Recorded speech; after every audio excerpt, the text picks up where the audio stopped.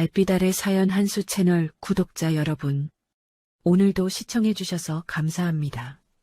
행복하고 즐거운 시간 되시길 바라며 오늘의 사연 시작하겠습니다. 인천국제공항의 밤은 언제나 이런 식이었어요. 유리 너머로 활주로 불빛이 길게 뻗어 있고 탑승 게이트 앞에는 저마다의 피곤함과 기대감을 가진 사람들이 조용히 줄을 서 있죠. 장거리 직항편 탑승이 시작되는 이 순간은 그 어떤 공간보다 사람을 가장 솔직하게 드러내는 장소이기도 했었습니다. 무엇을 입었는지, 어떤 말투를 쓰는지, 어디에 서 있는지, 눈 빠른 사람들은 이미 줄 앞에서부터 분류를 끝내버리곤 하죠. 1등석 탑승 구역은 더욱 그렇습니다. 값비싼 캐시미어, 외투, 단 한 번도 주름진 적 없는 것 같은 셔츠, 라운지에서부터 자연스럽게 이어지는 몸짓들. 그 사람들에게 탑승은 의식의 연장이었죠. 아침마다 다려진 옷을 입듯 1등석에 앉는 일도 그들에게는 일상의 한 부분일 뿐이었습니다. 누가 봐도 돈과 지위에 오래 익숙해진 사람들의 흐름이 그 구역에 흐르고 있었죠. 그 흐름 속으로 강아린이 천천히 탑승구 안으로 들어섰습니다. 짙은 회색 트렌치 코트, 구김 하나 없이 단정한 흰 셔츠, 굽을 높이지 않은 구두. 화려하지 않습니다. 하지만 초라하지도 않습니다. 그저 너무 단정해서 오히려 시선을 붙잡지 못하는 그런 종류의 외모였죠. 왼손에는 사용한 흔적이 고스란히 남은 검은 가죽 서류 가방이 들려 있었고 얼굴에는 장거리 비행을 앞두고도 떨쳐낼 수 없는 얄팍한 피곤함이 깔려 있었습니다. 화장기 없는 얼굴은 주변에 치장한 사람들 사이에서 유독 밋밋해 보였죠. 강아리는 스스로 그렇게 꾸민 상태였습니다. 이번 출장은 언론 노출도 군 의전도 일절 허용되지 않는 비공개 일정이었습니다. 공항 귀빈 통로는 쓰지 않았고 경호팀도 최소 인원으로 줄였습니다. 미국 현지에서 접선 절차가 이루어질 때까지는 철저하게 민간인처럼 움직여야 했죠. 그것이 처음부터 내려진 지침이었고 강아린 역시 그 필요성을 누구보다 잘 알고 있었습니다. 몸에 배어있는 군인의 자세를 의도적으로 눌러두는 일이 쉽지는 않았지만 작전 앞에서 개인의 불편함은 고려 대상이 아니었으니까요. 탑승 게이트에서 직원이 여권과 탑승권을 받아들었습니다. 화면을 확인하는 눈이 잠깐 멈추더니 좌석 번호를 다시 한번 눌러봅니다. 그리고 짧은 미소. 입술은 웃고 있었지만 그 미소 어딘가에 환대 대신 의아함이 들어 있었습니다. 강아리는 이미 수도 없이 그런 미소를 받아본 사람처럼 말 한마디 없이 고개만 끄덕이고 안으로 발을 들였습니다. 기내 입구에는 수석 승무원 에밀리 카터가 서 있었습니다. 에밀리는 이 노선에서 몇 년째 일하며 탑승하는 사람이 어떤 사람인지 첫눈에 파악하는 일에 스스로 자부심을 느끼는 사람이었죠. 그 자부심은 오랜 경험에서 비롯된 것이기도 했지만 어느 순간부터는 습관이 된 편견이기도 했습니다. 에밀리는 강아린을 한번 훑어봤습니다. 명품 로고가 없습니다. 수행원도 없죠. 1등석 고객 특유의 거만한 여유도 보이지 않습니다. 에밀리는 속으로 이미 분류를 마쳤습니다. 업그레이드를 받았거나 이 구역의 분위기를 모르고 들어온 사람. 그 판단이 표정에 배어나오는 걸 에밀리는 미처 의식하지 못했습니다. 탑승권 다시 보여주시겠어요? 말투는 공손했습니다. 하지만 다른 승객에게 건네는 그 부드럽고 넉넉한 존중이 그 문장 안에는 없었죠. 강아리는 아무 말도 하지 않고 탑승권을 내밀었습니다. 에밀리는 좌석 번호를 확인하고도 바로 길을 열어주지 않았습니다. 한 번 더 스캔기를 가져다 대고 이름을 소리내어 읽고 옆에 서 있던 동료 승무원과 눈빛을 주고받습니다. 마치 시스템 오류라도 찾아낸 듯 잠깐의 침묵이 흘렀습니다. 기내 입구에서의 그 몇 초가 실제보다 훨씬 길게 느껴졌습니다. 뒤에 줄 서 있던 브랜든 로웰이 혀를 차며 중얼거렸습니다. 퍼스트 클래스 절차가 너무 느려졌네. 요즘은 아무나 들어오나 봐. 누군가 짧게 웃었습니다. 작은 비웃음이었지만 기내 입구 좁은 공간에서는 분명하게 들렸습니다. 강아리는 뒤를 돌아보지 않았습니다. 에밀리의 눈을 똑바로 바라보며 낮고 단단하게 물었죠. 문제가 있습니까? 짧은 문장이었습니다. 그러나 말 끝에 떨림이 없었습니다. 에밀리는 순간 움찔했지만 곧 더 싸늘한 얼굴을 되찾았습니다. 아닙니다. 다만 1등석은 개인 수화물 규정과 서비스 프로토콜이 다르니까요. 안내가 필요해 보이셔서요. 듣는 사람에 따라 친절로 읽힐 수도 있는 말이었습니다. 하지만 강아리는 알았죠. 상대방을 처음 와본 사람으로 규정하는 가장 세련된 방식이라는 걸. 수십 년을 군에서 살아온 사람도 계급이 아닌 외모로 먼저 읽히는 세계에서는 여전히 이런 식으로 시작된다는 걸. 강아린의 좌석은 창가 쪽 독립형 스위트였습니다. 그런데 도착해보니 이미 브랜든의 외투와 서류 가방이 넓게 펼쳐져 있었죠. 브랜든은 강아린 쪽으로 눈길 한 번 주고는 몸을 치울 생각도 없이 웃으며 말했습니다. 거기 불편하실 텐데 뒤쪽 비어있는 비즈니스석으로 옮기는 게 어때요? 여기가 좀 분위기가 다르거든요. 에밀리는 말리지 않았습니다. 오히려 곤란한 미소를 만들어 강아린에게 동의를 구하듯 말했습니다. 장거리라서 더 편하실 수도 있습니다. 좌석을 빼앗겠다는 말이 아니라 배려하는 척 밀어내는 방식이었습니다. 그 방식이야말로 가장 비겁한 종류의 모욕이었죠. 강아리는 천천히 브랜든의 코트를 집어들었습니다. 정확하게 반으로 접어 빈 좌석 팔걸이 위에 올려놓았습니다. 그 동작이 너무 침착해서 브랜든이 오히려 순간 당황했습니다. 강아리는 자기 자리에 앉으며 조용히 말했습니다. 제 자리는 여기입니다. 웰컴 드링크 서비스가 시작됐습니다. 이상하게도 강아린의 자리만 건너뛰었습니다. 옆자리에는 샴페인이, 앞줄에는 따뜻한 타월이, 반대편에는 메뉴 설명이 차례로 제공됐지만 강아린 앞에는 아무것도 오지 않았습니다. 리사가 잠깐 그쪽을 보다가 에밀리의 눈치를 살피고는 그냥 지나쳤습니다. 강아리는 항의하지 않았습니다. 가죽 서류 가방에서 봉인된 문서를 꺼내 확인하다가 다시 집어넣었습니다. 그때 트렌치코트 소매가 살짝 올라갔고 손목 안쪽과 팔목 근처에 오래된 흉터들이 드러났습니다. 리사는 그것을 보고 잠깐 이상한 기분이 들었습니다. 사무직 여성에게서는 볼 수 없는 종류의 상처였습니다. 출발 지연 안내가 기내에 흘러나왔고 브랜드는 불만스럽다는 듯 다리를 꼬았습니다. 그러더니 에밀리를 불러 강아린 쪽을 턱으로 가리키며 말했습니다. 나 저 사람이 불편한데 혹시 좌석 조정 안 돼요? 좀 분위기가 안 맞잖아요. 에밀리는 그 말을 너무 쉽게 받아들였습니다. 강아린에게 다가와 이번에는 더 노골적으로 말했죠. 탑승권을 다시 확인했는데 시스템상 좌석 변경이 가능합니다. 잠시 협조해 주시겠어요? 강아리는 서류 가방을 닫았습니다. 그 손끝이 아주 천천히 멈추었습니다. 그리고 에밀리를 바라보았습니다. 지금 제게 좌석을 비우라고 하시는 겁니까? 기내 공기가 조금 달라졌습니다. 에밀리는 끝내 선을 넘었습니다. 정확히 말하면 다른 손님들이 더 편안하게 비행하실 수 있도록 조정이 필요하다는 뜻입니다. 그 말이 떨어지는 순간 통로 맞은편에서 조용히 신문을 읽고 있던 중년 남자 하나가 눈을 들었습니다.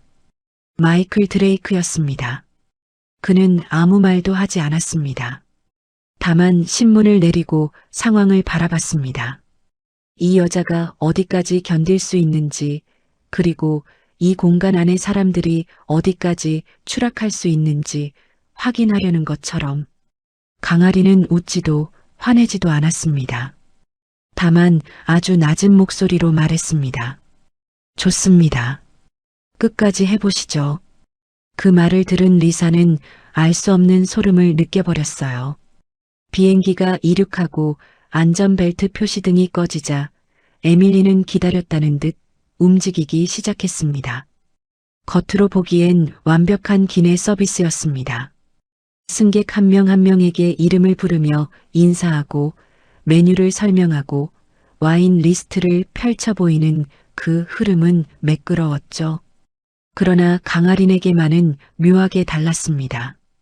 메뉴 설명은 가장 나중에 왔고 와인 추천은 자연스럽게 생략되었으며 식사 선택지를 물어볼 때는 인기 메뉴가 이미 소진됐다는 말이 먼저 나왔습니다. 다른 승객이 들으면 그냥 넘길 정도의 차이였습니다. 우연처럼 보일 수 있도록 정교하게 설계된 배제였죠. 하지만 당하는 사람은 압니다. 이것이 실수가 아니라 의도라는 걸. 그 의도가 얼마나 오랫동안 몸에 밴 습관에서 나오는지도. 브랜드는 그 분위기를 즐기고 있었습니다. 그는 일부러 에밀리를 크게 소리내어 부른 뒤 강아린이 충분히 들을 수 있는 목소리로 말했습니다. 이 좌석구역은 수준이 중요하죠. 돈 내고 탄 사람들도 서비스 기대치가 있으니까요. 에밀리는 입으로는 웃어 보이면서도 눈으로는 그 말에 동의했습니다. 두 사람 사이에는 말보다 더 많은 것이 오가고 있었습니다. 강아리는 식판이 도착한 뒤 거의 손을 대지 않았습니다. 미각이 없어서가 아니었죠. 머릿속은 이미 미국 도착 직후 이어질 비공개 회의와 작전 브리핑으로 가득 차 있었습니다. 이번 회의는 단순한 친선 방문이 아니었습니다. 해외 체류 한국인 인질 구출과 관련된 연합대응 체계를 재정비하는 자리였고 실패할 경우 여러 나라가 동시에 곤란해지는 민감한 사안이었습니다. 그만큼 보안은 절대적이었고 강아린의 이동 동선 역시 극비로 분류되어 있었죠. 그런데 그 비밀이 오히려 강아린을 고립시키고 있었습니다. 평소라면 이름 한마디, 신분증 한 장으로 끝날 일이었습니다. 하지만 지금은 어떤 신분도 먼저 꺼낼 수 없었죠. 군복을 입지 않은 군인이 계급을 숨긴 채 모욕당하면서도 참아야 하는 상황. 그것이 강아린에게는 총알보다 더 불쾌한 종류의 시험처럼 느껴졌습니다. 전장에서는 적이 보입니다. 하지만 지금 이 공간에서의 공격은 미소와 규정과 배려라는 이름으로 포장되어 있었습니다. 문제는 거기서 끝나지 않았습니다. 에밀리는 강아린의 서류 가방을 수상하게 보기 시작했습니다. 이륙 후 수화물 점검을 명목으로 강아린의 좌석으로 다시 다가와서는 가방 크기가 규정보다 크다며 머리 위 수납칸으로 옮기자고 요구했습니다. 강아린은 단호하게 거절했죠. 이 가방은 제 곁에 있어야 합니다. 그 순간 에밀리의 표정이 달라졌습니다. 순종하지 않는다는 사실 자체가 에밀리에게는 도전처럼 느껴진 것이었습니다. 모든 승객은 같은 안전 규정을 따라야 합니다. 강아린이 다시 말했습니다. 안전 규정은 압니다. 이 가방은 예외 승인된 물품입니다. 에밀리는 그 말을 믿지 않았습니다. 아니, 믿고 싶지 않아 했죠. 왜냐하면 그것을 인정하는 순간 자신이 처음부터 잘못 판단했다는 사실도 함께 인정해야 했기 때문입니다. 사람은 자기 편견이 틀렸다는 증거 앞에서 오히려 더 완고해지는 경우가 있습니다. 에밀리가 바로 그랬습니다. 에밀리는 지원을 불렀고 기내 책임 사무장이 도착했습니다. 브랜드는 팔짱을 낀 채 신이 나서 구경했고 주변 승객들도 하나둘 분위기를 감지하기 시작했습니다. 1등석 한복판에서 조용한 신경전이 시작된 것이었죠. 책임 사무장은 형식적인 미소를 유지하며 말했습니다. 손님, 협조 부탁드립니다. 다른 승객들께 불편이 됩니다. 강아리는 침착하게 답했습니다. 제 가방에 대해서는 더 이상 손대지 마십시오. 짧고 차가운 경고였습니다. 그런데 에밀리가 끝내 손을 뻗었습니다. 강아린이 가방 손잡이를 쥐고 있는 상태에서 에밀리가 억지로 당기려 했습니다. 순간 봉인 문서가 든 내피에서 미세하게 찢어지는 소리가 났습니다. 강아린의 눈빛이 처음으로 변했습니다. 아주 차갑게, 아주 낮게 가라앉는 눈빛이었습니다. 마치 기내 조명이 순간 한 톤 식은 것처럼. 손 놓으십시오.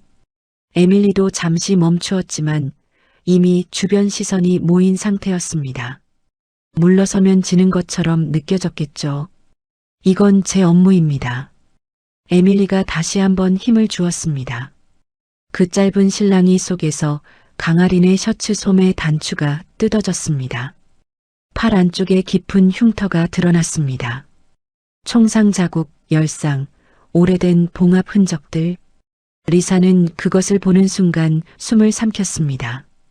브랜든조차 눈을 한번 크게 깜빡였을 정도로 선명하고 오래된 상처들이었습니다. 그 흉터들은 이 여자가 어떤 삶을 살아온 사람인지를 말없이 증언하고 있었지만 에밀리는 이미 멈추지 못하는 상태였습니다. 강아린의 가방이 바닥으로 떨어졌고 안쪽에서 작은 금속 봉인 케이스가 미끄러져 나왔습니다. 겉면에는 보안 표시가 붙어 있었습니다. 에밀리는 그것을 보는 순간 굳었습니다. 하지만 오히려 더 공격적으로 굴기 시작했습니다. 이건 더더욱 확인이 필요합니다. 강아리는 천천히 허리를 숙여 케이스를 주워들었습니다. 그리고 이번에는 더 이상 승무원을 상대하는 목소리가 아니었습니다. 명령에 익숙한 오랫동안 현장을 지휘해 온 사람의 목소리로 말했습니다. 당신은 지금 넘지 말아야 할 선을 넘고 있습니다. 기내가 조용해졌습니다. 브랜든이 분위기를 깨듯 비웃었습니다. 협박이에요? 하늘 위에서? 몇몇 승객이 킥킥 웃었습니다. 그 웃음이야말로 이 장면을 더 잔인하게 만드는 것이었습니다. 누군가 한 사람을 공적인 공간에서 이상한 사람으로 몰아가는 순간 사람들은 생각보다 쉽게 안전한 다수의 편에 섭니다. 옳고 그름보다 분위기가 먼저 작동하는 것이죠. 결국 책임사무장은 강아린에게 좌석 이동을 통보했습니다. 1등석 맨 뒤 보조좌석, 승무원 휴식 구역 근처 임시 자리로 옮겨달라는 요청이었습니다. 명목은 안전점검과 승객 불편 해소. 실제 의미는 분명했습니다. 당신은 여기 어울리지 않는다. 강아리는 한참 동안 말이 없었습니다. 그 침묵이 어떤 항의보다 무거웠습니다. 그러다 마침내 자리에서 일어나 서류 가방을 들고 1등석 통로를 따라 천천히 걷기 시작했습니다. 그 걸음을 보던 리사는 이상한 감각을 느꼈습니다. 모욕당해 쫓겨나는 사람의 걸음이 아니었습니다. 스스로 다음 전장을 선택해서 움직이는 사람처럼 걷고 있었습니다.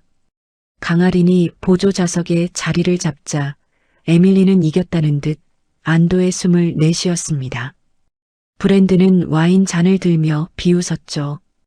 이제 좀 조용해졌네. 그 순간 강아린의 휴대전화 하나가 진동했습니다. 비행 모드 상태에서도 특수 승인 수신만 가능한 군용 보안 단말이었습니다. 화면을 확인한 강아리는 잠깐 눈을 감았습니다. 미국 도착 즉시 접선 예정 시간이 당겨졌다는 암호화 메시지였습니다. 상황이 좋지 않다는 신호였죠. 그 직후 기장이 직접 객실 사무장에게 내부 호출을 넣었습니다. 특정 승객 신원 재확인 요청이 들어왔다는 내용이었습니다. 객실 승무원들은 아직 그 말의 무게를 알지 못했습니다. 하지만 마이클 드레이크는 신문을 접고 아주 천천히 자리에서 일어났어요. 이제부터는 흐름이 달라질 것임을 아는 사람만이 취하는 움직임이었습니다. 비행 중반부에 접어들 무렵이었어요. 기체가 예상보다 훨씬 강한 난기류에 휘말렸습니다. 처음에는 가벼운 흔들림이었습니다. 커피 잔이 살짝 기울고 창밖으로 보이던 구름층이 흔들리는 정도였죠. 그런데 잠시 후 기체 전체가 아래로 꺼지는 듯한 강한 충격이 왔습니다. 1등석 상단 수납칸 몇 개가 벌컥 열리며 짐들이 쏟아졌고 샴페인 잔이 바닥으로 떨어져 산산조각 났습니다. 브랜든의 노트북이 좌석 앞 서랍에서 튕겨나왔고 승객들 사이에서 짧은 비명이 터져 나왔습니다. 그 비명은 단순한 놀람이 아니었습니다. 하늘 위 밀폐된 공간에서 갑자기 바닥이 사라지는 느낌을 받았을 때 사람이 본능적으로 내지르는 공포와 가까운 소리였습니다. 에밀리는 균형을 잃고 통로 손잡이를 붙잡으며 휘청였습니다. 리사도 서비스 카트를 놓칠 뻔하며 벽에 몸을 기댔죠. 승무원들이 순간적으로 얼어붙었습니다. 훈련을 받은 사람들이었지만 이 정도 강도의 난기류는 예고 없이 오면 몸이 먼저 굳어버리는 법입니다. 그때 앞줄 고령 승객 하나가 문제였습니다. 안전벨트를 느슨하게 풀고 있던 그 노인이 충격과 함께 옆으로 크게 쏠렸습니다. 좌석 팔걸이에 머리를 부딪히기 직전의 순간이었습니다. 누가 먼저 뛰어들어야 하는지 판단이 늦어지는 그 찰나에 보조 좌석에 앉아있던 강아린이 가장 먼저 몸을 날렸습니다. 강아린은 통로를 가로질러 넘어지려는 노인의 목과 허리를 동시에 받쳐냈습니다. 머리 위에서 떨어질 뻔한 금속 물병을 손등으로 쳐내고 무릎으로 좌석 하단을 버티며 충격을 흡수했죠. 그 일련의 동작이 너무 빠르고 정확했습니다. 반사적이라기보다는 몸 깊숙이 새겨진 훈련의 결과처럼 보였습니다. 흔들리는 기내에서 중심을 잃지 않으면서 강아리는 공포로 굳어버린 노인의 호흡부터 먼저 확인했습니다. 의식이 있는지, 목에 이상은 없는지, 충격을 받은 쪽 어깨 움직임은 정상인지, 그 확인 순서가 몸에 배어있는 사람의 손놀림이었습니다. 리사는 그 장면을 보고 완전히 표정이 굳어버렸습니다. 에밀리도 자기 눈을 의심했습니다. 조금 전까지 자신이 규정도 모르고 들어온 동양인 손님 취급을 했던 여자가 지금 이 기내에서 누구보다 빠르고 침착하게 사고에 대응하고 있었습니다. 그 여자가 처음부터 이 공간에서 가장 훈련된 사람이었다는 사실이 에밀리의 눈앞에서 천천히 선명해지고 있었습니다. 강아리는 주변 승무원들에게 짧고 명확하게 지시했습니다. 뒤쪽 응급 키트, 차가운 수건, 산소 필요 여부 먼저 확인하십시오. 그 말투는 부탁이 아니었습니다. 상황을 장악한 사람이 현장에서 내리는 지휘였습니다. 리사는 본능적으로 뇌하고 몸을 움직였습니다. 자기 상사가 에밀리라는 사실도 그 순간만큼은 머릿속에서 지워진 채로 브랜드는 혼란 속에서도 체면을 유지하려 무언가 말을 꺼내려 했습니다. 그런데 난기류가 한 번 더 크게 덮쳐오자 얼굴이 새하얗게 질렸습니다. 손잡이를 꼭 쥔 채 입을 다물었죠. 강아리는 그를 보지도 않았습니다. 통로에 흩어진 파편들을 발로 밀어 안전구역을 만들고 떨어진 짐들 중 위험한 것들을 좌석 아래로 밀어 넣었습니다. 그 동작 하나하나가 너무 익숙하고 차분해서 기내 승객들의 시선이 서서히 달라졌습니다. 두려움의 눈빛이 경계심으로, 경계심이 의문으로 바뀌었습니다. 저 여자는 대체 누구지? 잠시 뒤 난기류가 잦아들었습니다. 기장은 안전 점검을 위해 기내 서비스 중단을 지시했습니다. 승무원들은 긴장으로 손이 떨렸고 에밀리는 체면과 당혹감 사이에서 어디에 서야 할지 갈피를 못 잡았습니다. 방금 전까지 강아린을 몰아붙이던 자신이 이제는 강아린이 없었다면 더 큰 사고가 났을 상황을 마주하고 있었으니까요. 그때 마이클 드레이크가 처음으로 강아린 쪽으로 다가왔습니다. 괜찮으십니까? 짧은 영어였습니다. 강아린도 짧게 답했습니다. 이 정도는 문제 없습니다. 두 사람의 대화는 평범해 보였습니다. 하지만 그 담백함이 오히려 이상했습니다. 처음 만난 사람들이 나누는 대화가 아니었습니다. 서로를 오랫동안 알아온 사람들이 불필요한 말을 생략하는 방식이었죠. 에밀리는 그 짧은 교환을 보면서 처음으로 낌새를 눈치챘습니다. 저 남자는 왜 저렇게 조심스럽게 말을 거는 걸까? 왜 저 여자는 조금도 긴장하지 않는 걸까? 왜 방금 전 그 움직임은 군인보다 더 군인 같았을까? 에밀리는 자기 잘못을 인정하고 싶지 않았습니다. 마음 한구석에서 뭔가 잘못됐다는 감각이 자라나고 있었지만 그것을 인정하면 지금까지 자신이 해온 모든 행동이 한꺼번에 무너지기 때문이었습니다. 그래서 오히려 더 억지스럽게 강아린에게 다가갔습니다. 방금 도와주신 건 감사합니다. 그래도 기내 안전 절차는 승무원 지시에 따라야 합니다. 그 말은 감사가 아니었습니다. 자존심이 부서지기 직전에 겨우 붙잡고 있는 마지막 형식이었죠. 강아리는 언성을 높이지 않았습니다. 노인에게 담요를 덮어주고 나서 조용히 말했습니다. 당신들이 해야 할 일을 대신한 것뿐입니다. 그 말이 에밀리에게는 뺨보다 더 아프게 꽂혔습니다. 소리가 없었기 때문에 더 깊이 들어왔습니다. 꾸짖는 말도 따지는 말도 아니었습니다. 그냥 사실을 말한 것뿐이었는데 그 사실이 너무 정확해서 반박할 여지가 없었죠. 통역관 한도윤은 멀리서 그 상황을 지켜보다가 결국 자리에서 일어났습니다. 더 이상 가만히 있기가 어려웠습니다. 강아린에게 다가오려 하자 강아린이 아주 미세하게 시선으로 그를 막았습니다. 눈빛 하나였습니다. 아직은 아니라는 뜻이었습니다. 정체가 드러날 타이밍이 아니라는 신호였죠. 한도윤은 멈추었습니다. 그리고 조용히 다시 자리로 돌아갔습니다. 강아리는 다시 보조 좌석으로 돌아와 앉았습니다. 노인이 안정을 찾는 것을 확인한 뒤에야 비로소 등받이에 등을 기댔습니다. 뜯어진 셔츠 소매 사이로 흉터가 여전히 드러나 있었지만 강아리는 그것을 가리려 하지 않았습니다. 가릴 이유가 없었기 때문이겠죠. 그 흉터는 부끄러운 것이 아니었으니까요. 리사는 응급키트를 정리하면서 몇 번이나 강아린 쪽으로 시선이 갔습니다. 무언가 말을 하고 싶었지만 입이 열리지 않았습니다. 자신이 에밀리 눈치를 보며 강아린을 외면했던 순간들이 계속 떠올랐습니다. 웰컴 드링크를 건너뛰었을 때, 서비스를 생략했을 때, 가방 실랑이를 보면서도 모른 척했을 때, 그 순간마다 리사는 옳은 것을 알면서도 편한 쪽을 선택했습니다.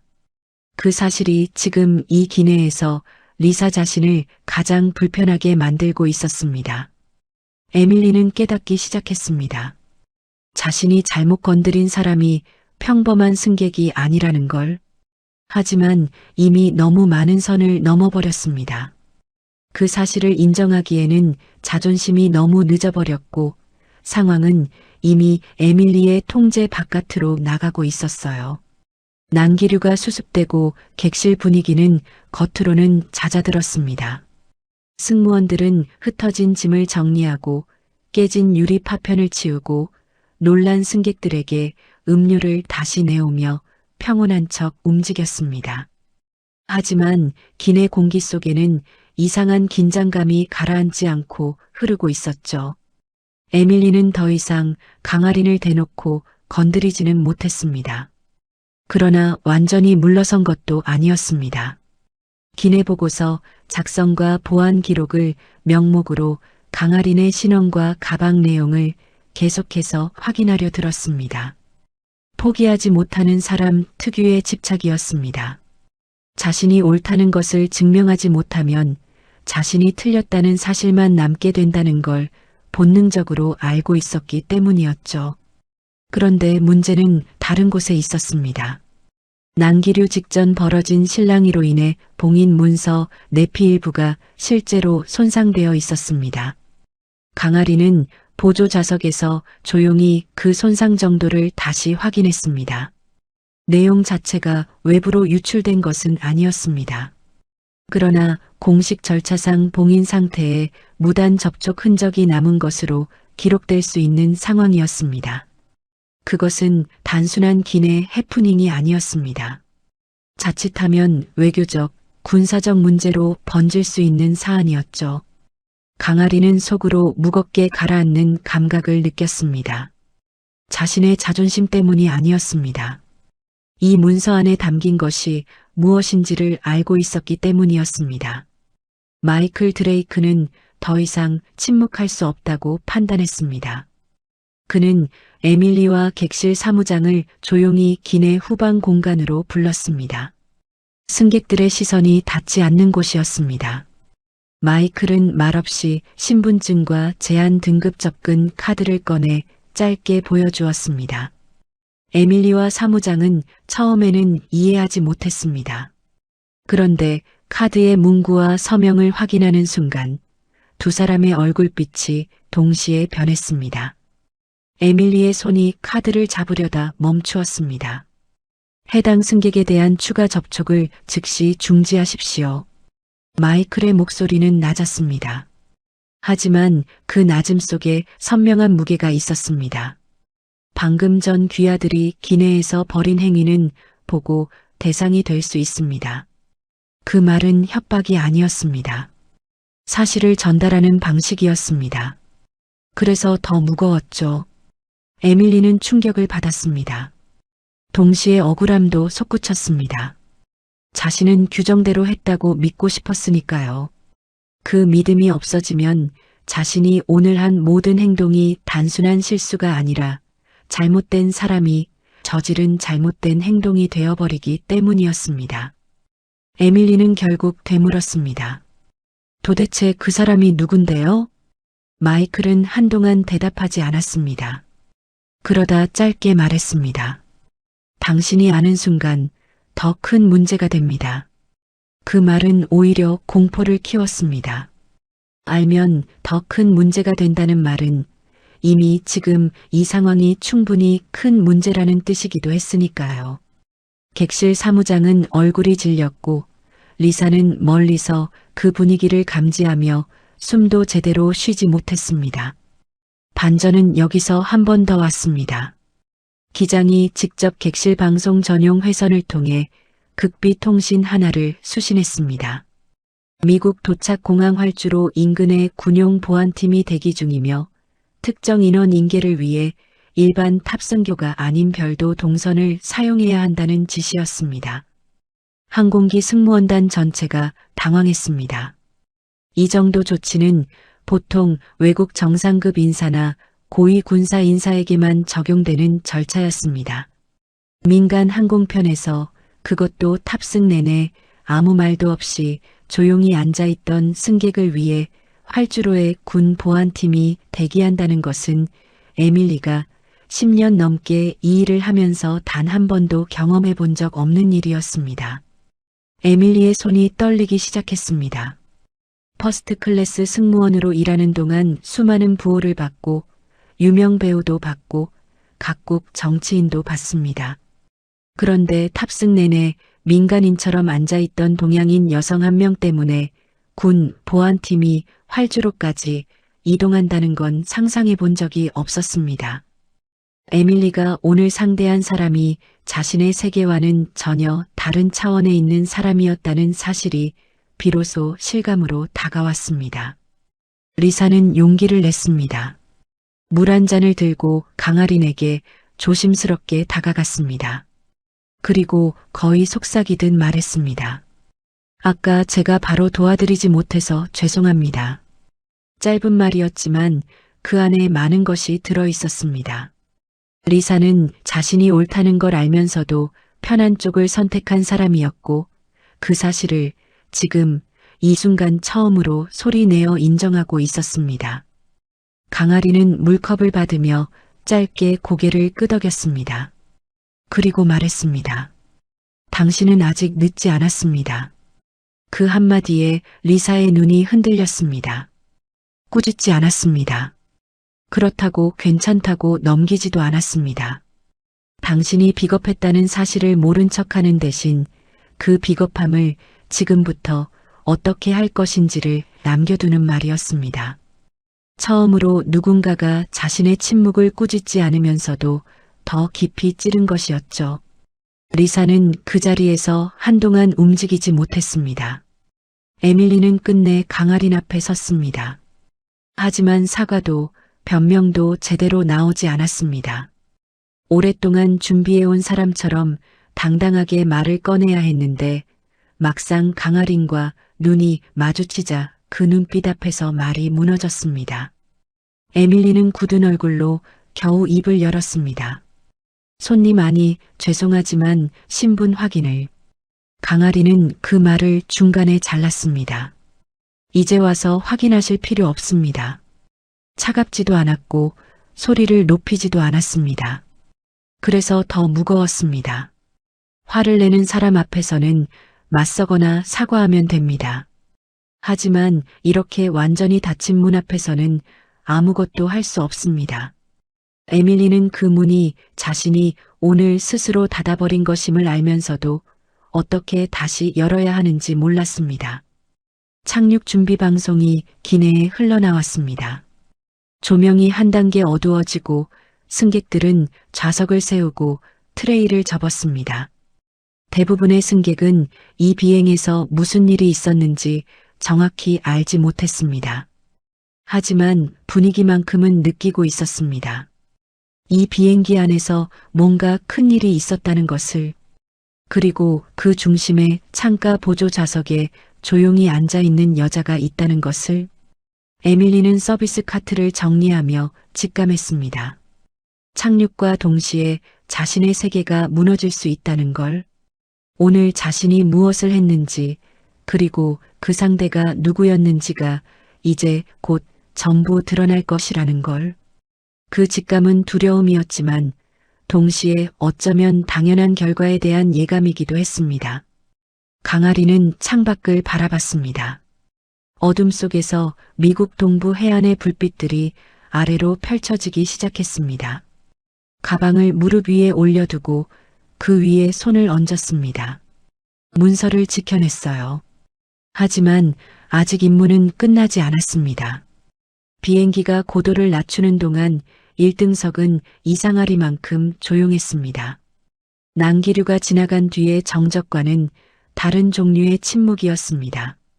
뭔가를 알고 있는 사람들이 말을 아끼는 침묵, 혹은 뭔가를 모르는 사람들이 어렴풋이 감지한 무게에 눌린 침묵이었죠. 브랜든조차 더 이상 농담을 꺼내지 못했습니다. 아까까지만 해도 와인 잔을 흔들며 비웃던 사람이 지금은 창밖을 향해 고개를 돌린 채 아무 말도 하지 않았습니다. 한도윤은 계속 입술을 깨물며 자리에 앉아 있었고 리사는 손끝이 차가워진 채 서비스 장비를 정리했습니다. 기내 전체가 어떤 결말을 향해 천천히 수렴하고 있다는 것을 저마다의 방식으로 느끼고 있었습니다. 객실 사무장이 강아린에게 다가왔습니다. 활주로 도착 후 일반 하차 절차가 아니라 별도 인계 절차가 진행될 예정이라는 안내였습니다. 말끝이 눈에 띄게 떨렸습니다.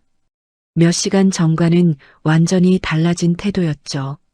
강아리는 짧게 답했습니다. 알겠습니다. 그 두 글자에는 감정이 없었습니다. 확인을 받은 것도 통보를 수락한 것도 아니었습니다. 그냥 이미 알고 있었다는 뜻이었습니다. 그때 브랜든이 참지 못하고 한마디를 내뱉었습니다. 대체 뭐길래 이렇게까지 호들갑이야? 장군이라도 되나? 비웃음 반, 불안 반이었습니다. 자신이 오늘 이 비행에서 한 일들이 점점 불편해지기 시작했지만 그것을 인정하기 싫어서 오히려 더 크게 말하는 사람의 목소리였죠. 기내 몇몇 승객이 브랜든 쪽을 흘끔 봤지만 아무도 동조하지 않았습니다. 아까처럼 따라 웃는 사람도 없었습니다. 분위기가 완전히 달라져 있었습니다. 한도윤이 결국 자리에서 일어났습니다. 보안상 끝까지 자리를 지키려 했지만 더 늦어지면 상황이 오히려 더 추해질 것 같았습니다. 한도윤은 천천히 강아린에게 걸어가 그 앞에 멈춰 섰습니다. 그리고 아주 낮고 공손한 한국어로 말했습니다. 사령관님, 현지 인계팀 도착했다고 합니다. 그 한마디가 기내에 떨어지는 순간이었습니다. 에밀리의 얼굴이 하얗게 질렸습니다. 귓속에서 무언가가 멈추는 것 같은 느낌이었죠. 브랜드는 눈을 크게 뜬 채 굳어버렸습니다. 조금 전 장군이라도 되나 하고 웃었던 말이 아직 기내 공기 속에 남아있는 것 같았습니다. 리사는 두 손으로 입을 막았습니다. 객실 사무장도 그제야 모든 것이 이해된다는 표정으로 숨을 들이켰습니다. 사령관, 한국군 최고 위급 특수전 지휘관, 탑승 내내 민간인처럼 조용히 앉아있던 그 여자가 강아리는 굳이 숨기려 하지 않았습니다. 자리에서 천천히 일어나 코트를 정리했습니다. 뜯어진 셔츠 소매를 한번 내려 단추 없는 자리를 가렸습니다. 그리고 한도윤에게 작게 물었습니다. 문서 인계 절차는? 한도윤이 답했습니다. 미측에서 직접 사과와 함께 재확인하겠다고 했습니다. 강아리는 고개를 끄덕였습니다. 그 대화는 짧았지만 이 여자가 지금 이 순간에도 자신의 처우보다 임무를 먼저 확인하고 있다는 사실을 기내 모든 사람이 목격했습니다. 에밀리는 그 짧은 대화를 들으며 오늘 자신이 기내에서 벌인 행동들이 한꺼번에 되감기듯 떠올랐습니다. 탑승구에서 탑승권을 2번 확인하던 일, 좌석에서 밀어내려 했던 일, 가방을 억지로 당기려 했던 일, 보조 좌석으로 쫓아낸 일. 그 모든 순간이 기내라는 밀폐된 공간 안에서 조용한 폭력처럼 반복 재생되었습니다. 에밀리는 그 재생을 멈출 수가 없었습니다. 비행기 문이 열렸습니다. 일반 공항 직원 대신 군 보안 인력과 검은 정장을 입은 인원들이 먼저 들어섰습니다. 탑승교가 완전히 연결되자마자 맨 앞에 선 미국 측 장교가 기내 입구에서 멈추었습니다. 그리고 강아린을 향해 허리를 곧게 세우더니 분명하고 단정한 경례를 올렸습니다. 대한민국 특수전 사령관님, 미국 측 접선팀입니다. 기내 전체 공기가 얼어붙었습니다. 승객들이 숨도 제대로 쉬지 못하는 정막이었습니다. 누군가는 민망함으로 눈을 내리깔았고 누군가는 공포로 굳어버렸으며 누군가는 자신이 방금 어떤 사람을 어떻게 대했는지를 비로소 이해하고서 얼굴을 붉혔습니다. 브랜드는 시선을 어디에 두어야 할지 몰라 결국 무릎 위를 내려다봤습니다. 조금 전 그가 내뱉은 말이 이제 자기 목을 조이는 밧줄처럼 돌아왔습니다. 강아리는 경례를 받으면서도 표정을 바꾸지 않았습니다. 의기양양함도 없었고 통쾌함도 없었습니다. 그저 아주 천천히 에밀리 쪽으로 시선을 주었습니다. 그 시선이 머무는 시간은 짧았습니다. 하지만 에밀리에게는 그 짧은 시간이 몇 분처럼 길게 느껴졌습니다.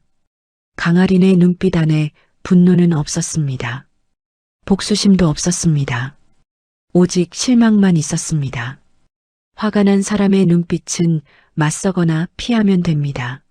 하지만 실망한 사람의 눈빛은 어떻게 해도 피할 수가 없습니다. 그래서 더 참혹했습니다. 강아리는 통로를 따라 걸었습니다. 기내 입구를 향해 걸어가는 그 걸음은 조용했습니다. 군인의 걸음이었지만 과시하는 걸음이 아니었습니다. 그냥 가야 할 곳을 향해 가는 걸음이었죠. 양쪽 좌석에 앉아있던 승객들이 그 걸음을 따라 시선을 옮겼습니다. 아무도 말을 걸지 않았습니다. 말을 걸 수 있는 분위기가 아니었습니다. 강아린이 기내 입구에 다다랐을 때 미국 측 장교가 한 발 물러서며 길을 열었습니다. 강아린은 잠깐 멈추었습니다. 그리고 뒤를 돌아보지 않은 채 기내를 향해 아주 낮은 목소리로 말했습니다. 수고하셨습니다. 그 말이 누구를 향한 것인지는 분명하지 않았습니다. 승무원들인지 승객들인지 아니면 이 비행 전체인지. 하지만 그 말이 끝난 뒤 기내는 오랫동안 아무 소리도 나지 않았습니다. 브랜든도 에밀리도 리사도 모두가 그 짧은 두 마디 앞에서 각자의 오늘을 마주하고 있었습니다. 강아리는 탑승교를 빠져나갔습니다. 검은 인원들이 그 뒤를 조용히 따랐습니다. 한도윤이 마지막으로 기내를 한번 돌아보고 나서 문이 닫혔습니다. 에밀리는 그 닫히는 문을 바라보다가 처음으로 시선을 떨구었습니다. 10년 넘게 이 일을 하면서 단 한 번도 고개를 숙인 적이 없는 사람이 지금 이 순간 더 이상 어디에도 시선을 둘 수가 없었습니다. 활주로 전용 구역으로 이동한 뒤 상황은 빠르게 정리되기 시작했어요. 미국 항공사 본사 위기 대응팀과 공항 보안 책임자, 군 연락 장교들이 즉시 합류했습니다. 기내에서 벌어진 일들이 하나씩 기록으로 옮겨졌습니다. 강아린의 가방에 대한 무단 접촉, 정당한 소유 좌석에서의 강제 이동, 외형을 이유로 한 서비스 차별, 봉인 문서 손상 가능성. 그 항목들이 나열될수록 에밀리가 오늘 한 일의 윤곽이 더욱 선명해졌습니다. 누군가 의도적으로 구성한 것이 아니었습니다. 에밀리 스스로가 한 행동들이 그대로 기록된 것뿐이었습니다. 그 사실이 오히려 더 잔인했습니다. 에밀리는 별도로 마련된 조사 공간에 앉아 있었습니다. 작은 테이블 하나와 의자 2개가 놓인 방이었습니다. 창문도 없었습니다. 조금 전까지만 해도 자신은 퍼스트 클래스 수석 승무원이었고 하늘 위에서 가장 세련된 서비스를 제공하는 전문가라고 믿고 있었습니다. 그런데 지금은 손에 들고 있는 물컵조차 제대로 쥐지 못할 정도로 손이 떨렸습니다. 누구도 소리를 높이지 않았습니다. 오히려 그 침묵이 더 무서웠습니다. 고함을 치는 사람 앞에서는 버틸 수라도 있습니다. 하지만 절제된 목소리로 사실만 나열하는 사람 앞에서는 방어할 언어가 없습니다. 항공사 고위 임원이 서류를 펼치며 말했습니다. 당신은 승객의 복장과 외형, 언어적 인상만으로 좌석 적격성을 의심했고 정당한 소유 좌석에서 사실상 배제하려 했습니다. 또한 보안 승인 여부를 확인하지 않은 채 휴대 물품에 물리적으로 접촉했습니다. 한 줄 한 줄이 에밀리의 경력을 무너뜨렸습니다. 반박하고 싶었습니다. 자신은 규정대로 했다고, 안전을 위한 절차였다고 말하고 싶었습니다. 그런데 그 말이 목까지 올라왔다가 결국 나오지 못했습니다. 규정이라는 이름 아래 실제로는 편견이 작동하고 있었다는 사실을 에밀리 자신도 어느 정도는 알고 있었기 때문이었죠. 알면서도 멈추지 않았다는 것이 가장 부끄러운 부분이었습니다. 브랜든 역시 예외가 아니었습니다. 공항 내 별도 구역에서 그의 발언과 행동은 항공기 내 공공질서 방해 및 차별 조장 행위로 기록됐습니다. 브랜든은 처음에는 변호사를 부르겠다고 버텼습니다. 목소리를 높이고 자신이 얼마나 중요한 사람인지를 늘어놓으며 압박을 시도했죠.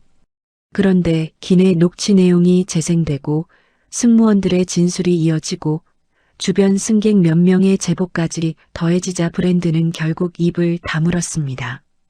자신의 목소리가 녹음된 것을 듣는 순간 변호사도 구해줄 수 없는 종류의 창피함이 찾아왔습니다.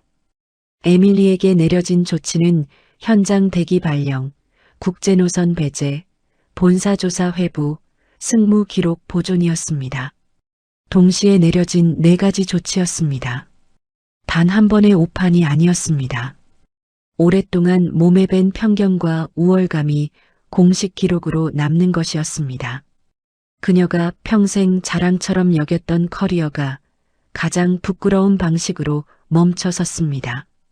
화려한 제복과 세련된 서비스 뒤에 숨어 있던 것이 이렇게 드러나는 순간이 찾아올 줄은 에밀리 자신도 몰랐을 겁니다. 그런데 강아리는 여기서 아무도 예상하지 못한 선택을 했습니다. 에밀리에 대한 형사 고발이나 외교적 문제 확대를 즉시 요구하지 않았습니다. 봉인 문서 손상 문제는 실무적으로 처리하되 개인에 대한 처벌은 항공사 내부 기준에 맡기겠다고 했습니다. 그 말을 들은 마이클이 물었습니다. 왜 그렇게 하십니까? 충분히 더 강하게 요구하실 수 있습니다. 강아리는 짧게 답했습니다. 내가 원하는 건 복수가 아니라 기록입니다. 이런 일은 다시 일어나면 안 되니까. 그 말은 사건을 더 크게 만들었습니다. 분노에 휩쓸려 처벌을 외친 사람이 아니라 끝까지 품위를 지킨 사람이 피해자였다는 사실이 오히려 모두를 더 깊이 부끄럽게 만들었습니다. 복수를 원하지 않는다는 말이 용서보다 무거운 이유는 그것이 상대를 이미 충분히 낮은 곳에 두고 있기 때문입니다. 강아리는 에밀리를 벌하려 하지 않았습니다. 다만 기록에 남기려 했습니다. 그리고 그 기록이야말로 에밀리가 평생 지고 가야 할 무게였습니다. 에밀리는 결국 강아린 앞에 섰습니다. 처음으로 고개를 숙였습니다. 하지만 그 사과는 아직 본질에 닿아 있지 않았습니다. 형식적이었고 늦었으며 무엇보다 자신이 정확히 무엇을 잘못했는지를 완전히 이해하지 못한 상태에서 나온 말이었습니다. 죄송하다는 말은 있었지만 왜 죄송한지가 없었습니다. 에밀리는 자신이 신분을 몰라서 실수했다고 생각하고 있었습니다. 그것이 아직도 핵심을 비껴간 이해였죠. 강아리는 그 사과를 듣고 잠시 침묵했습니다. 그러다 아주 낮고 분명하게 말했습니다. 당신은 제 계급을 몰라서 잘못한 게 아닙니다. 사람을 사람으로 보지 않아서 잘못한 겁니다. 방안이 다시 조용해졌습니다. 임원도 장교도 한도윤도 아무 말을 하지 않았습니다. 누구도 반박할 수 없었습니다. 그 말은 에밀리 한 사람을 향한 것이었지만 동시에 이 자리에 있는 모든 사람에게 닿는 말이기도 했습니다. 사람을 처음 볼 때 무엇을 먼저 보는지, 그리고 그 첫 번째 시선이 얼마나 많은 것을 결정해 버리는지에 대한 말이었으니까요. 에밀리는 고개를 들지 못했습니다. 눈물이 나올 것 같았지만 참았습니다.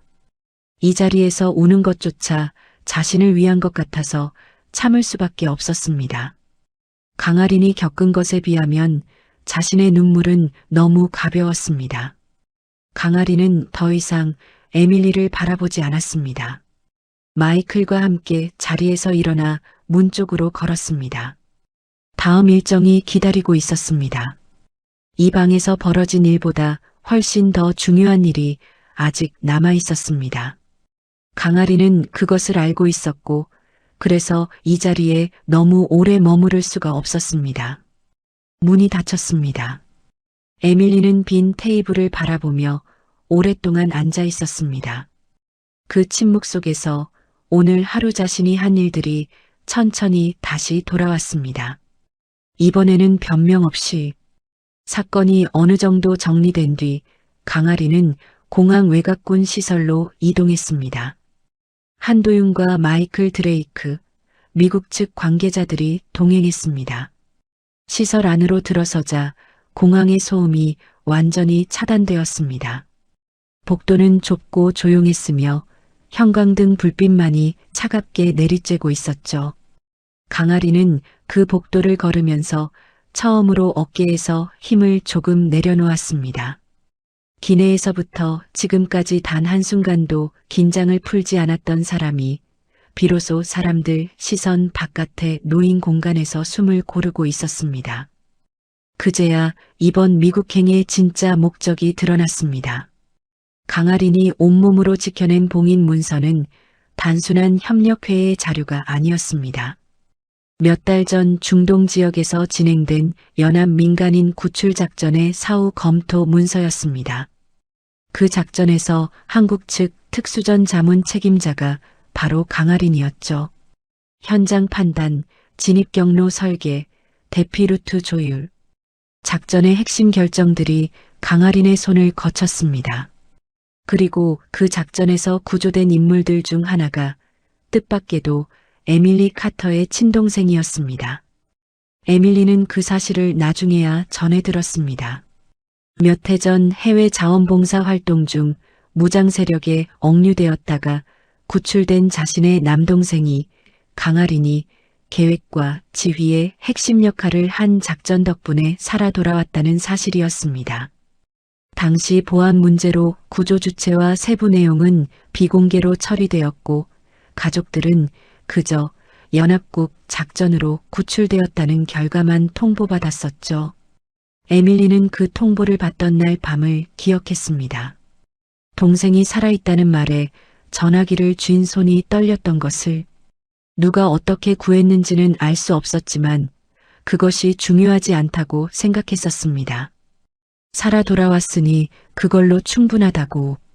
그런데 그 구조의 중심에 있던 사람이 오늘 자신이 기내에서 가장 업신여기고 밀어낸 여자였습니다. 그 사실은 에밀리를 완전히 무너뜨렸습니다.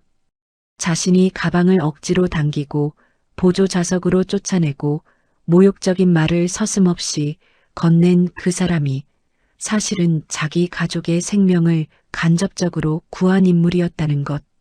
그리고 그 사람은 그 사실을 단 한 번도 입에 올리지 않았다는 것. 그 침묵이 에밀리에게는 어떤 말보다 더 크게 들렸습니다. 알고 있으면서도 말하지 않는 것은 모르는 것보다 훨씬 더 큰 품위를 필요로 하는 일이었으니까요. 하지만 반전은 여기서 한 번 더 깊어졌습니다. 강아린이 그토록 필사적으로 문서를 지키려 했던 이유는 이번 회의가 단순한 작전 평가 자리가 아니었기 때문이었습니다. 그 회의는 작전 중 전사한 한국인 대원의 명예회복과 공식 기록 수정을 위한 자리였습니다. 국제협력 작전 과정에서 공로가 축소된 채 기록된 그 대원의 이름을 정확한 자리에 다시 올려놓기 위한 절차였죠. 그 대원은 강아린이 가장 아꼈던 부하였습니다. 함께 훈련하고 함께 현장에 나가고 마지막 순간까지 강아린의 판단을 믿고 움직였던 사람이었습니다. 그리고 그 사람은 돌아오지 못했습니다. 강아린은 그 이름을 바로 세우기 위해 직접 미국까지 온 것이었습니다. 즉, 기내에서 모욕당하던 그 시간 내내 강아린은 자신의 자존심보다 먼저 죽은 부하의 이름이 적힌 문서를 지키고 있었습니다. 에밀리가 가방을 억지로 당기던 그 순간에도, 브랜든이 비웃던 그 순간에도, 보조 좌석으로 걸어가던 그 순간에도 강아린의 손이 가방을 놓지 않은 것은 자신의 체면 때문이 아니었습니다. 그 안에 담긴 이름 때문이었습니다. 살아있는 사람의 자존심이 아니라 죽은 사람의 이름이 걸려 있었기 때문이었습니다. 한도윤은 그 사실을 전해 듣는 순간 눈시울이 붉어졌습니다. 통역관으로 오랫동안 강아린 곁에서 일했지만 이 임무의 무게가 그 정도인 줄은 미처 알지 못했습니다. 마이클 드레이크조차 한동안 말을 잇지 못했습니다. 오랜 군 경력을 가진 사람이었지만 이런 종류의 무게는 계급이나 경력으로 가늠할 수 있는 것이 아니었습니다. 강아린은 담담하게 말했습니다. 산 사람 체면은 좀 구겨져도 괜찮습니다. 죽은 사람 이름은 구겨지면 안 됩니다. 그 한마디가 이 이야기의 중심을 바꿔놓았습니다. 기내에서 벌어진 일이 단순한 권력 역전이나 참교육 이야기가 아니라는 것이 이제 분명해졌습니다. 군인의 명예와 책임, 자신보다 먼저 부하를 생각하는 지휘관의 품격에 대한 이야기였습니다. 강아린은 기내에서 단 한 번도 자신이 누구인지를 드러내지 않았습니다.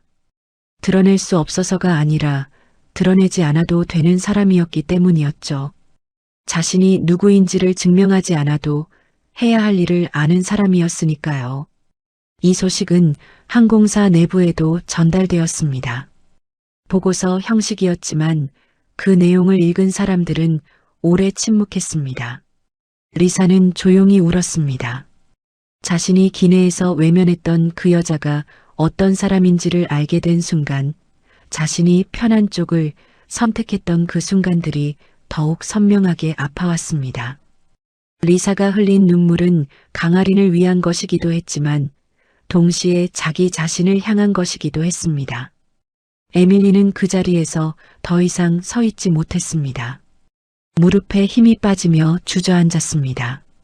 자신이 망가뜨리려 한 가방 속에 누군가의 죽음을 헛되게 하지 않으려는 마음이 들어 있었다는 것을 알게 되었기 때문이었습니다. 그 사람은 자신의 억울함을 한 번도 꺼내지 않은 채 죽은 부하의 이름을 지키기 위해 그 모욕을 견뎌냈습니다. 에밀리가 자존심이라고 믿었던 것이 강아린이 지키려 했던 것 앞에서 얼마나 작고 가벼운 것이었는지가 이제야 느껴졌습니다. 군 시설 한쪽 방에서 강아린은 마이클과 마주 앉았습니다. 회의 준비 서류들이 테이블 위에 펼쳐졌습니다. 내일이면 본격적인 절차가 시작될 것이었습니다. 강아린은 서류를 훑으며 표정 하나 바꾸지 않았습니다. 그런데 한도윤이 잠시 자리를 비운 사이 마이클이 조용히 물었습니다. 기내에서 힘드셨을 텐데 한 번도 내색하지 않으셨습니다. 강아린은 잠깐 서류에서 눈을 들었습니다. 그리고 말했습니다. 내색할 시간이 없었습니다.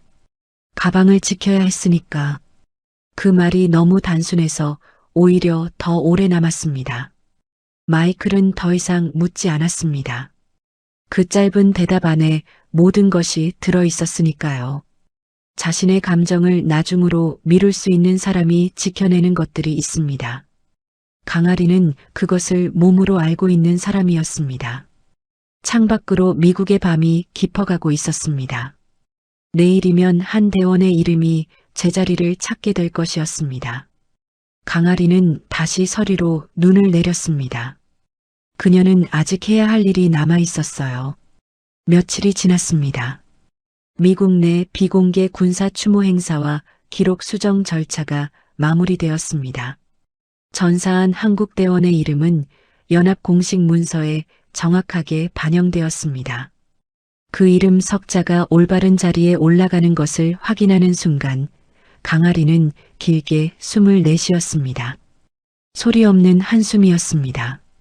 며칠 동안 그녀를 짓눌렀던 가장 무거운 임무가 끝난 것이었죠. 회의실을 나서는 강아린의 발걸음은 올 때와 같은 걸음이었지만 그 무게는 달랐습니다. 내려놓은 사람의 걸음이었습니다. 귀국 전날 항공사 측에서 정식 사과를 요청해 왔습니다. 이번에는 서면이 아니었습니다. 직접 대면 사과였습니다. 강아리는 잠시 망설였습니다. 받아들이지 않아도 되는 자리였고 굳이 다시 그 얼굴들을 마주할 이유도 없었습니다. 그런데도 강아리는 받아들였습니다. 단 언론 공개도 없이 과한 의전도 없이 조용히 하자는 조건을 달았습니다. 그것이 강아린다운 방식이었습니다. 상대를 공개적으로 망신 주는 것은 강아린이 원하는 결말이 아니었으니까요. 작은 응접실에 에밀리와 리사, 항공사 임원 몇 명이 들어왔습니다. 에밀리는 예전의 모습이 아니었습니다. 완벽하게 다려진 제복도 정제된 미소도 없었습니다. 어깨는 잔뜩 움츠러들어 있었고 얼굴은 며칠 사이 눈에 띄게 수척해졌습니다. 그녀는 준비해온 문장을 읽으려다 결국 그것을 내려놓았습니다. 준비된 말로는 이 자리를 감당할 수 없다는 걸 알았기 때문이었죠. 에밀리는 떨리는 목소리로 자기 말만 겨우 꺼냈습니다. 저는 손님의 계급을 몰라서 잘못한 게 아닙니다. 그날 저는 사람을 겉모습으로 먼저 판단했습니다. 그리고 제 편견이 누군가의 존엄을 짓밟는 줄도 몰랐습니다. 정말 죄송합니다. 이번 사과는 달랐습니다. 처음으로 본질에 닿아 있었습니다.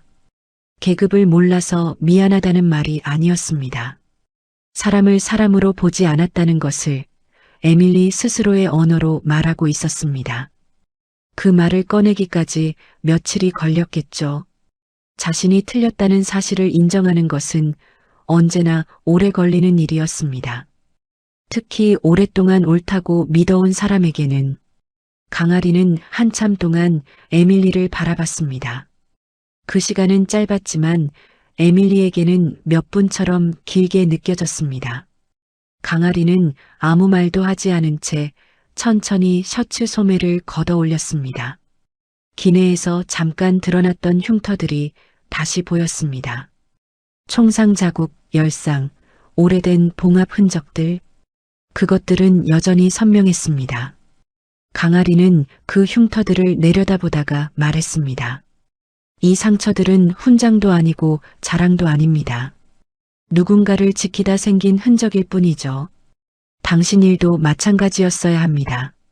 승무원은 하늘에서 사람을 지키는 사람이니까. 에밀리는 그 말을 듣고 끝내 눈물을 쏟았습니다. 며칠 동안 참아왔던 것이 한꺼번에 터졌습니다.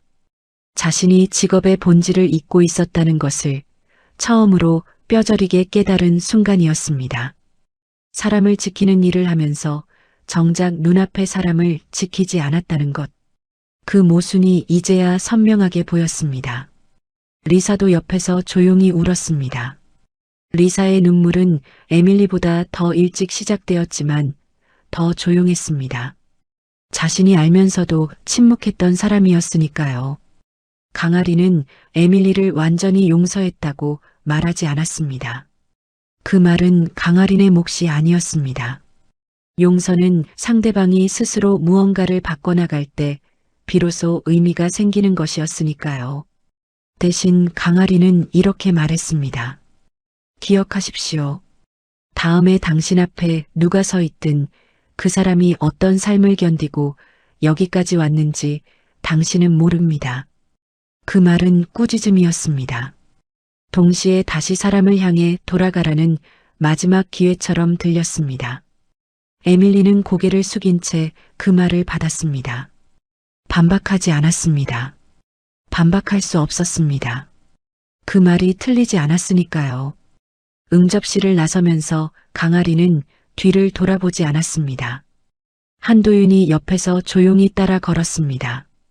복도를 빠져나와 바깥 공기를 마시는 순간 강아린이 아주 짧게 눈을 감았다가 떴습니다.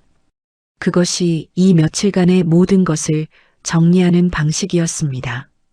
귀국 당일 강아리는 다시 비행기에 올랐습니다. 같은 항공사도 아니었고 더 조용한 귀국편이었습니다.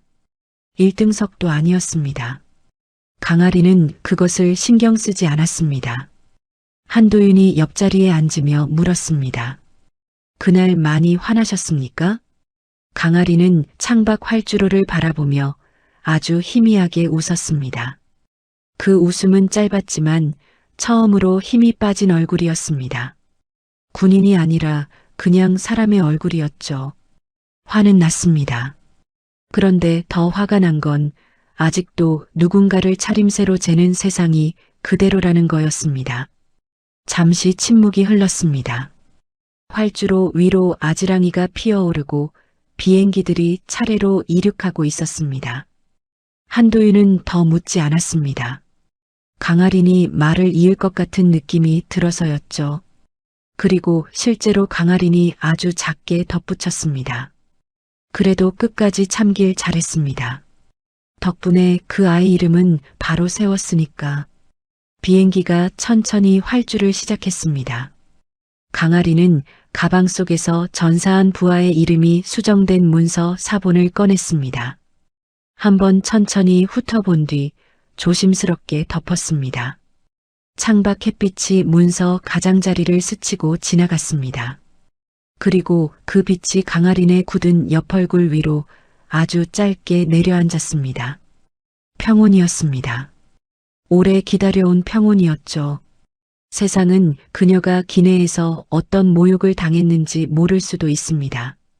인천을 출발해 미국으로 향하던 그 밤, 1등석에서 가장 조용하게 지워지려 했던 여자가 사실은 그 공간 안에서 가장 많은 것을 지키고 있었다는 사실을, 자신의 체면이 아니라 죽은 부하의 이름을, 자신의 자존심이 아니라 다시는 이런 일이 반복되지 않아야 한다는 기록을, 그리고 끝내 화내지 않음으로써 분노보다 훨씬 오래 남는 무언가를 남긴 사람이었다는 것을. 비행기가 활주로를 벗어나 하늘로 올라갔습니다. 강아리는 문서를 가방 안에 다시 넣고 창밖으로 시선을 돌렸습니다. 구름이 기체 아래로 펼쳐졌습니다. 저 아래 어딘가에 에밀리가 있을 것이고 리사가 있을 것이고 브랜든이 있을 것이었습니다. 그들이 오늘 이후 어떻게 달라질지는 강아린이 알 수 없는 일이었습니다. 하지만 적어도 한 사람은, 리사만큼은 조금 달라질 것 같다는 생각이 들었습니다. 그것으로 충분했습니다. 강아리는 눈을 감았습니다. 그 비행에서 자신이 지켜낸 것은 체면이 아니라 사람의 이름이었습니다. 그리고 그것은 어떤 계급장보다 무겁고 어떤 훈장보다 오래 남는 것이었어요. 그렇게 어느새 이듬해에 봄이 왔습니다. 인천의 하늘은 맑았고 공항 활주로 너머로 연한 노란빛이 번지고 있었습니다.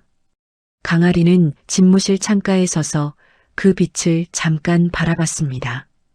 오래 바라볼 시간은 없었습니다. 책상 위에는 오늘 처리해야 할 서류들이 쌓여 있었고 오전 일정이 2시간 뒤부터 시작될 예정이었죠. 군인의 아침은 언제나 그런 시기였습니다. 감상을 허락하지 않는 속도로 흘러갔습니다. 그런데 그날 아침 한도윤이 집무실 문을 두드리며 작은 봉투 하나를 들고 들어왔습니다. 발신인이 적혀 있지 않았습니다. 항공사 로고가 찍혀 있을 뿐이었죠. 강아리는 봉투를 받아들고 잠시 바라보다가 천천히 열었습니다. 편지였습니다. 손으로 쓴 편지였습니다. 잉크가 군데군데 번진 흔적이 있었습니다. 쓰다가 멈추고 다시 쓰고 또 멈춘 흔적이 종이에 고스란히 남아 있었습니다. 여러 번 고쳐 쓴 사람의 흔적이었습니다. 에밀리 카터였습니다. 편지는 길지 않았습니다. 그러나 짧지도 않았습니다. 사과로 시작하지 않았습니다. 에밀리는 편지를 이렇게 시작했습니다. 저는 요즘 매일 아침 거울을 봅니다. 예전에는 제복이 잘 다려졌는지 머리카락이 흐트러지지 않았는지를 확인했습니다. 그런데 요즘은 그것보다 먼저 다른 것을 확인하게 되었습니다. 오늘 나는 사람을 사람으로 볼 수 있는 사람인가? 그 질문이 생긴 것은 그날 이후였습니다. 강아리는 그 문장을 2번 읽었습니다. 한도윤은 눈치 있게 조용히 방을 나갔습니다. 편지는 계속되었습니다. 에밀리는 자신의 남동생 이야기를 썼습니다. 해외에서 구조되어 돌아온 날 공항에서 동생을 끌어안으며 그 어깨가 너무 얇아진 것을 느꼈다고 했습니다. 그 얇아진 어깨 뒤에 어떤 사람들의 어떤 결정이 있었는지를 자신은 알려고도 하지 않았다고 했습니다. 살아 돌아왔으니 그것으로 충분하다고 생각했다고. 그런데 이제는 압니다. 충분하지 않다는 걸. 누군가의 용기와 판단과 희생이 있었기에 가능한 일이었다는 걸. 그리고 그 중심에 있던 사람을 자신이 어떻게 대했는지를. 에밀리는 썼습니다. 동생에게도 이 사실을 말했다고. 동생은 한동안 아무 말도 하지 못하다가 나중에 이렇게 말했다고 했습니다. 누나, 그분께 감사하다고 전해줄 수 있어? 에밀리는 그 말을 전하기 위해 이 편지를 쓴다고 했습니다. 감사하다고, 그리고 미안하다고. 그 2마디가 편지의 가장 마지막에 나란히 적혀 있었습니다. 강아리는 편지를 다 읽고 나서 잠시 창밖을 바라봤습니다. 아무 말도 하지 않았습니다. 그러다 책상 서랍을 열어 편지를 조심스럽게 넣었습니다. 버리지 않았습니다. 그냥 두었습니다. 한도윤이 다시 들어와 오전 일정을 보고했습니다. 강아리는 고개를 끄덕이며 자리에 앉았습니다. 서류를 펼쳤습니다. 일상이 다시 시작되었습니다. 그런데 그날 오후 강아리는 짧은 틈을 내어 한 가지를 했습니다. 전사한 부하의 가족에게 연락을 넣었습니다. 미국에서 진행된 절차가 마무리되었다는 것, 그 이름이 이제 정확한 자리에 기록되었다는 것을 직접 전했습니다. 전화 너머에서 오랜 침묵이 흘렀습니다. 그러다 부하의 어머니가 말했습니다. 감사합니다. 고맙습니다. 그 말이 반복되었습니다. 강아리는 짧게 답했습니다. 당연한 일을 했습니다. 그리고 전화를 끊었습니다. 한도윤은 그 통화를 옆에서 듣다가 시선을 돌렸습니다. 괜히 창밖을 보았습니다. 며칠 뒤 리사에게서도 짧은 메시지가 왔습니다. 항공사 내부 채널을 통해 전달된 것이었습니다. 에밀리처럼 긴 편지가 아니었습니다. 단 2줄이었습니다. 저는 그날 이후 서비스할 때 승객 얼굴을 먼저 봅니다. 가르쳐 주셔서 감사합니다. 강아리는 그 메시지를 읽고 아주 짧게 웃었습니다. 소리 없는 웃음이었습니다. 한도윤이 그 표정을 보고 물었습니다. 좋은 소식입니까? 강아리는 답했습니다. 좋은 사람 소식입니다. 봄은 계속되었습니다. 강아린의 일상은 달라지지 않았습니다. 이른 아침 집무실에 출근하고 서류를 검토하고 훈련 현장을 점검하고 보고를 받고 다음 임무를 준비하는 것. 그 흐름은 그 비행 전과 후가 다르지 않았습니다. 군인의 하루는 감정이 끼어들 여백이 많지 않습니다. 그러나 강아린의 집무실 책상 서랍 안에는 2가지가 새로 생겼습니다. 에밀리의 손편지 하나, 그리고 전사한 부하의 이름이 수정된 문서 사본 하나. 강아리는 그 2가지를 같은 서랍 안에 나란히 두었습니다. 의도한 것인지는 알 수 없었습니다. 하지만 그 2가지가 같은 자리에 있다는 것이 어쩌면 강아린이 이 모든 일을 어떻게 정리했는지를 말해주는 것 같기도 했습니다. 누군가의 잘못과 누군가의 희생. 그것이 같은 무게는 아닙니다. 그러나 둘 다 기억해야 하는 것들이었습니다. 잊으면 반복되고 기억하면 조금씩 달라지는 것들이었으니까요. 어느 저녁 강아리는 퇴근길에 공항 방향 도로를 지나쳤습니다. 인천 하늘 위로 비행기 한 대가 낮게 날고 있었습니다. 착륙 준비 중인 기체였습니다. 강아리는 그것을 잠깐 올려다봤습니다. 그리고 시선을 거두었습니다. 하늘 위에서도 세상은 계속됩니다. 누군가는 모욕하고 누군가는 침묵하고 누군가는 견뎌냅니다. 그리고 아주 가끔 그 견딤이 누군가를 조금 바꿉니다. 에밀리처럼, 리사처럼. 그것이 빠르지도 극적이지도 않더라도 그래도 달라진다는 것. 그것이 강아린이 끝까지 참은 이유였고 분노 대신 기록을 택한 이유였으며 용서한다는 말 대신 기억하라는 말을 남긴 이유였습니다. 차가 공항 방향 도로를 벗어났습니다. 강아리는 앞을 봤습니다. 내일도 그녀에게는 일이 있었습니다.